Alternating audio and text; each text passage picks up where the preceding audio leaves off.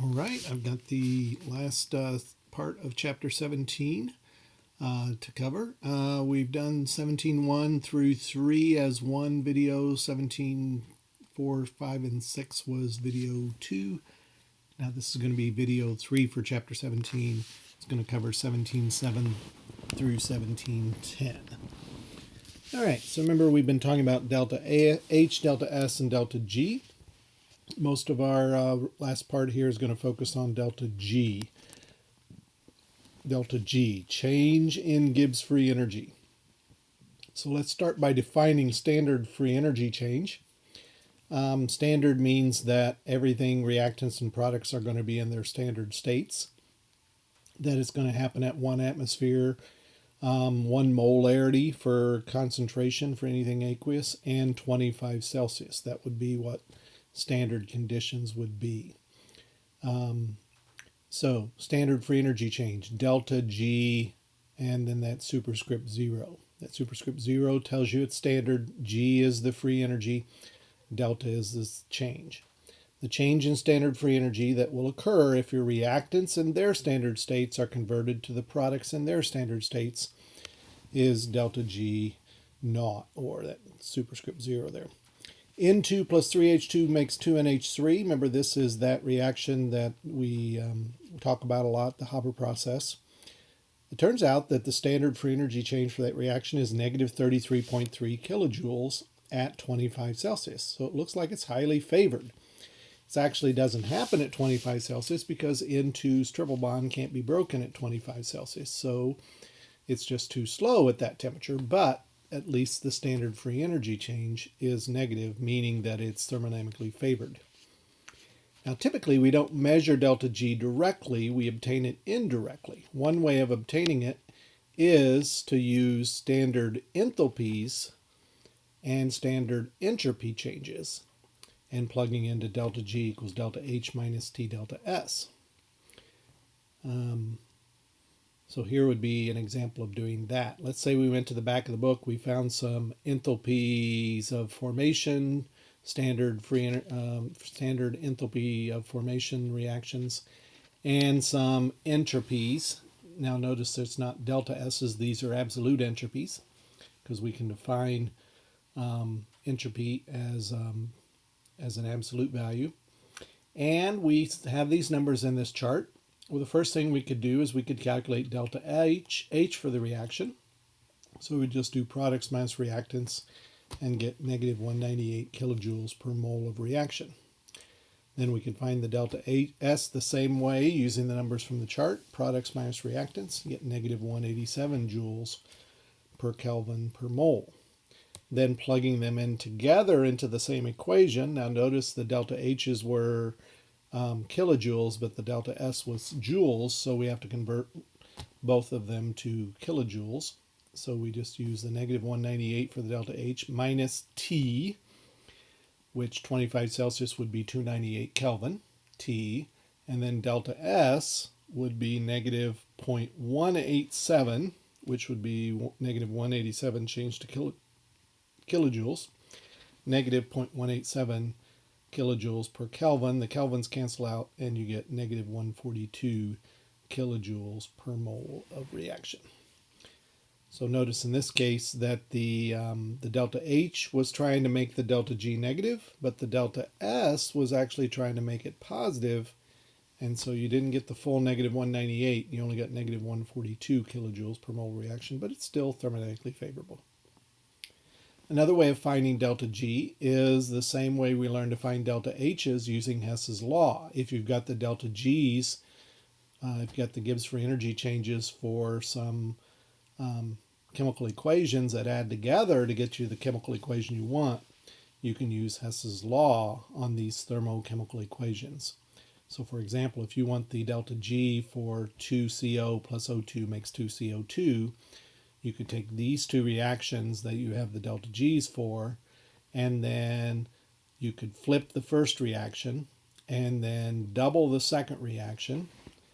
And then you would see that if you did that everything would cancel out properly, and you get the reaction you wanted, and you get the delta G that you want by adding the delta G's together You added the reactions together, so you add the delta G's together.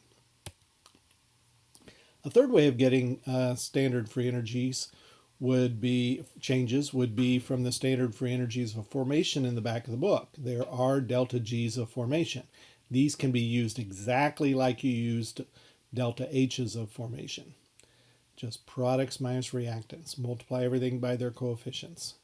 Products minus reactants. So the equation looks exactly like it is for delta H, and it's used exactly like it is with delta H. So why would we care? Why do we care what the standard free energy change is? Well, one reason why we would care is we would want to know, is this reaction going to be thermodynamically feasible or thermodynamically favorable? So you do the delta G, whichever way you can get it done, and you find the delta G, and then you say, okay, this reaction should work, or this reaction is just not favorable. Now, what would you do if you found out it was not spontaneous? What would you do if you found out it was not thermodynamically favorable? Well, you still have some options. Typically, you can still get the reaction done by applying some form of external energy. For example, if you want to split water into hydrogen and oxygen, that's not thermodynamically favorable, but passing electricity through it can make it work. If you want to turn carbon dioxide and water into glucose and oxygen, that's not thermodynamically favorable, but plants have a way using photosynthesis and sunlight as the external energy source to get it done. So there are ways to make things happen. Now, in cells, one way that this is done is by using chemical reactions that are favored to get, and coupling them or combining them with chemical reactions that are not favored to get the unfavorable reactions to occur. For example, one classic is ATP making ADP plus phosphate. That is a thermodynamically favored reaction. And so if you couple that reaction with an unfavored reaction, maybe you can get the unfavored reaction to occur. For example, if you want to phosphorylate glucose, you could couple it with the ATP to ADP reaction as shown in the diagram on the right, and your positive 3.3 kilocalories per mole coupled with a negative 7.3 kilocalories per mole for ATP forming ADP would give you an overall spontaneous negative 4 kilocalories per mole. Let's talk about the connection between free energy and equilibrium. We know that changing the pressure or amount of gas on one side of the reaction or the other can push the reaction in a particular way, that changing the concentrations of the reactants and products can push the reaction. So we know that free energy or favorability is dependent on pressure for gases and concentrations for aqueous chemicals. So since Le Chatelier's principle tells us that we can push a reaction left or right using more pressure or more concentration, then we realize there must be some link between Gibbs free energy change and pressure and concentration. And it turns out there is. Delta G equals delta G naught plus RT ln Q. So Q would be the equilibrium position, the reaction quotient, products over reactants, and combined with delta G standard, under standard conditions where everything would be 1 atmosphere and 1 molar, you can find the delta G for a non-standard set of conditions. And that's because pressure and concentration, which play into Q, actually have impact on delta G. So what you would start with, you say, okay, what is the standard free energy change? And then what am I going to do to the pressure or the concentration combination of products and reactants to try to shift that delta G to a value that I want? Now, if let's say your delta G was positive, you could make the overall delta G negative by using the right Q value, as it shows in this equation. Now you might think, well, what about equilibrium? Well, equilibrium is really when there's no push either direction, or in other words, delta G is 0. You don't have a forward or reverse reaction favored over the one over the other. At equilibrium, your forward and reverse reactions are happening at the same rate because they are equally favored under those conditions of pressure and concentration. So if you think about it, equilibrium is just when the reaction is balanced in its forward and reverse push. In other words, you've got a ratio of products and reactants that gives you equal favorability in both directions. Remember, that happens when your reaction quotient Q is equal to K. And it happens when delta G is 0. So if we put that together, we can realize that for delta G to be 0, that must mean delta G naught and RT ln Q must have opposite signs. Two things added together must have opposite signs to add up to 0 and be equal.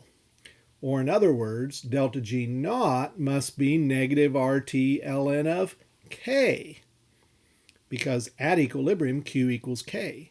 So you have negative RT ln K plus RT ln K equals 0. And so there you go. There is a link between Gibbs free energy change, standard free energy change, delta G naught, and the K value. So that's another way to find the delta G for the standard free energy change, is find the K value for the reaction at when it's at equilibrium and when it's at standard conditions, and that will tell you what delta G naught is by using delta G naught equals negative RT ln K. And any K works. KP, KC, KA, KB, KSP, KF, whatever. K works. So that means you could actually use the delta G value to find K, or you could use the reaction quotient to find the delta G for non-standard conditions. This is one where we're going to find delta G for non-standard conditions. So we have this reaction, and we want to know what the delta G is when the carbon monoxide has 5 atmospheres and the hydrogen has 3 atmospheres. Now, using back of the book values, which we know how to use, take products minus reactants, we find that the standard free energy change when the carbon monoxide and the hydrogen are at 1 atmosphere is negative 29 kilojoules per molar reaction. But we want to know what the free energy change would be if we change the pressure of carbon monoxide to 5 atmospheres and the hydrogen to 3 atmospheres. So instead of them being 1 atmosphere, now they're 5 and 3. Well, here's what you would do. First, you'd change kilojoules to joules, because we're going to add RT ln of Q, and R is 8.314 joules. So we want to change the delta G standard to joules, from negative 29 kilojoules to negative 29,000 joules, plus R, 8.314 would be the R you'd want to use, joules per Kelvin mole, times 298 Kelvin, so the Kelvins cancel out, RT ln of Q, and the Q would be, liquids are not included, so 1 over 5 for the atmospheres of carbon monoxide and 3 squared for the atmospheres of hydrogen. And you would find that these conditions of 5 atmospheres for carbon monoxide and 3 for hydrogen actually increase the negative value of delta G. It makes it more negative, from negative 29 to negative 38. So it means putting in reactants pushes you to the right with a higher degree of favorability. And we know that. We know that the higher the pressure the reactants have, the more it drives the reaction to the right. So in other words, it makes it more favorable, negative 29 versus negative 38. Now, your reaction is not going to proceed until all the reactants or all the products are used up, but rather it's going to reach a position where it's at equilibrium. You're not going to go until Q equals infinity or Q equals 0. You're going to go until Q equals K. And that's because you will no longer have a driving force in either direction once your delta G is 0, or in other words, when your negative RT ln K and your RT ln Q add up to 0, and that's when Q equals K.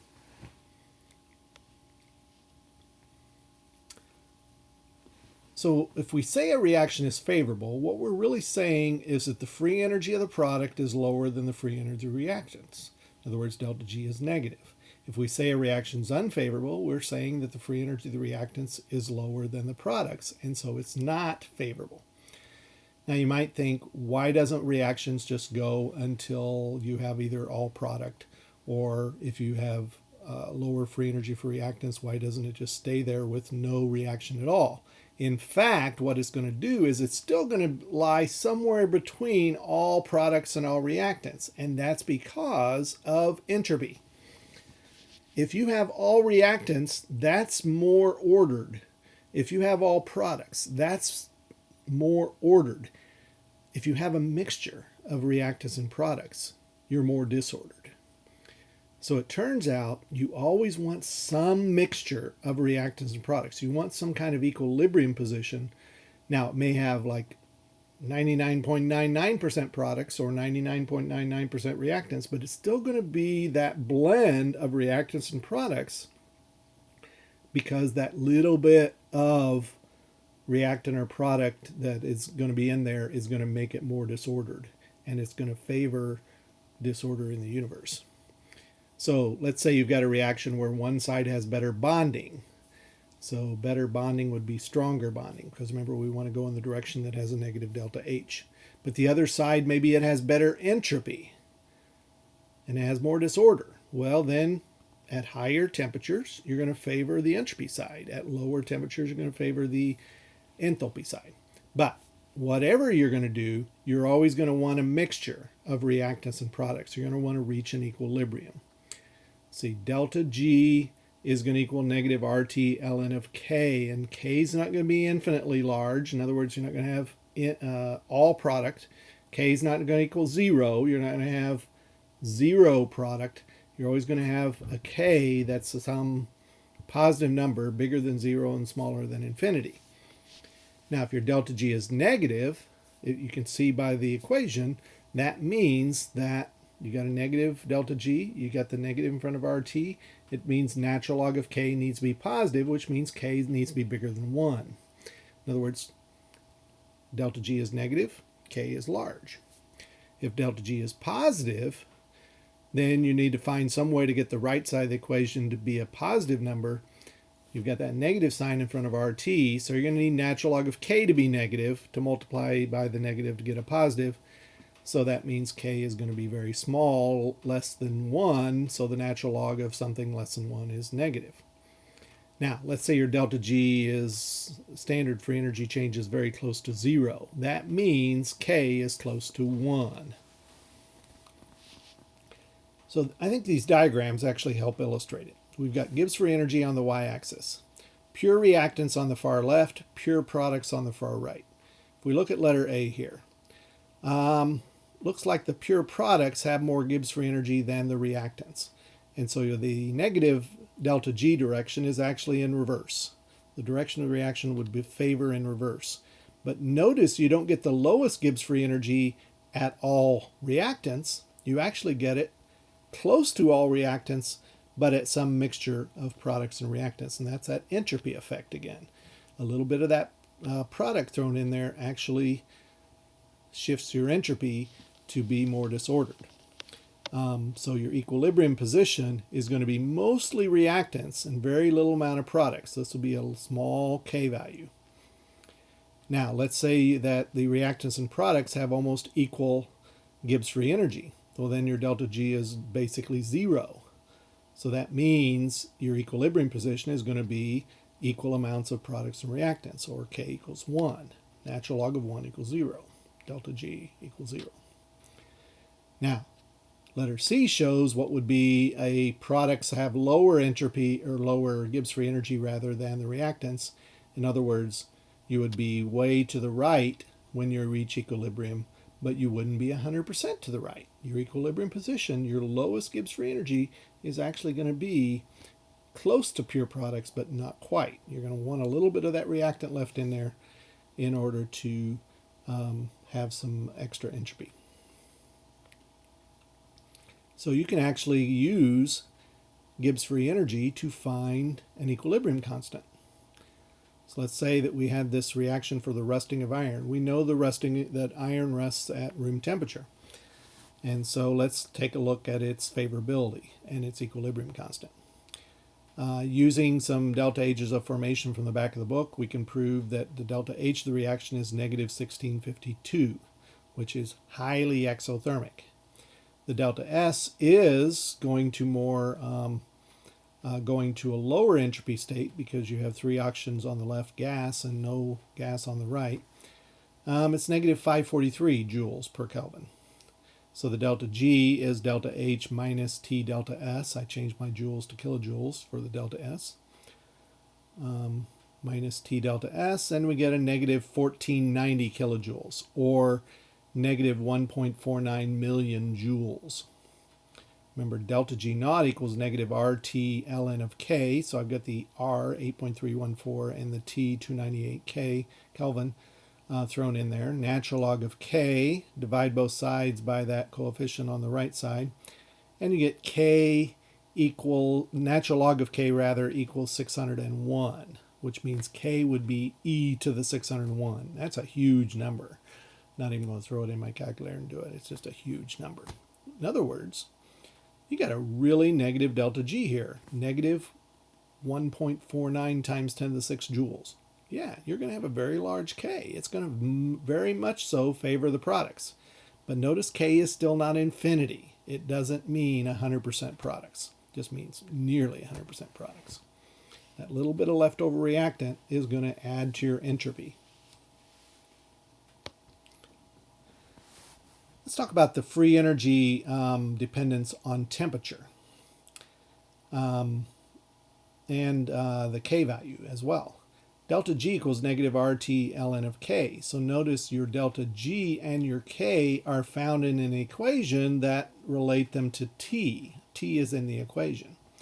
Also remember delta G is delta H minus T delta S. Now if we set those two equal to each other, divide both sides by negative RT, we rearrange it to be natural log of K equals negative delta H over R times 1 over T plus delta S over R, because the negative 1 over T and the T cancel out. Interesting. Plot natural log of K as Y, 1 over the Kelvin temperature as X, and you get a slope of negative delta H over R plus a intercept of delta S over R. Y equals mx plus b. So here's another way to find delta H's and delta S's, and as a result delta G's, is simply from finding the K value at different temperatures and plotting the natural log of K as a function of 1 over the temperature. Gets you a slope that lets you find negative delta H over R, gets you an intercept that is delta S over R. All right, wrapping up. One of the reasons why we care about free energy is free energy change is actually the energy that is free to do work. It's the energy available in a chemical process or physical process that can be used to do work. A thermodynamically favored process can be harnessed to do work. Delta G equals work max. Now that's work max, but you're never going to reach the maximum work because no machine has ever been designed that's 100% efficient. You can get a high efficiency machine or a low efficiency machine like a car engine. Usually it's about 30% efficient or so. But no machine is made that can take all the available free energy in a chemical reaction and convert it to work. There's always frictional heating and other losses of energy along the way that are going to limit the efficiency of your machine. So if we think about the laws of thermodynamics, the first law said that you can't get energy out of nowhere. You got to convert one form of energy to another. Energy is conserved. You can't create energy from nothing. Energy has to come from other energy. So the first law is kind of telling you the best you can ever do is break even. But the second law of thermodynamics, which says that all thermodynamically favored processes increase the entropy of the universe, actually, if you look at what the impact is on any reaction, it's telling you that if a reaction is favored, you're going to be able to get work out of it, but because no machine can be made to give you all the work, you can't even break even. If you put in 100 joules of energy into a machine, you're maybe get 90 joules of energy out of it. And then you waste 10 joules because of inefficiencies. So one example of this would be a charged battery. A battery, whether it's a lithium-ion battery in your phone or the car battery, which is a lead sulfuric acid battery in your car, a charged up battery has energy stored in it. And it's because it has been put into a position where there's a chemical reaction that wants to happen in the battery, and the favorability of that chemical reaction can give you work. You can harness it to do electrical work. So what happens is, as that reaction happens inside the chemical battery, the battery runs down. The battery discharges. The battery becomes dead. So as your battery runs down, what's happening is the chemical reaction is reaching equilibrium. Once it equals equilibrium, delta G is 0, and there's no more work you can get out of it.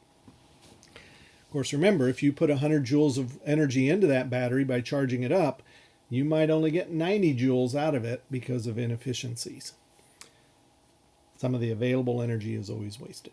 And this is a good segue to Chapter 18, because Chapter 18 is about chemical batteries. So our last chapter of the year, Chapter 18, we're going to learn about chemical batteries and how chemical reactions can give us energy in the form of electricity. All right, so that wraps us up with Chapter 17. I do have these problems here that you can begin working on, as well as the AP multiple choice review questions. So these will be the assignment for Chapter 17 homework, and I will be posting keys to these probably on Monday. So good luck figuring out Chapter 17. Textbook is really good on this, but I've also posted these 3 videos, this being the video 3 for Chapter 17.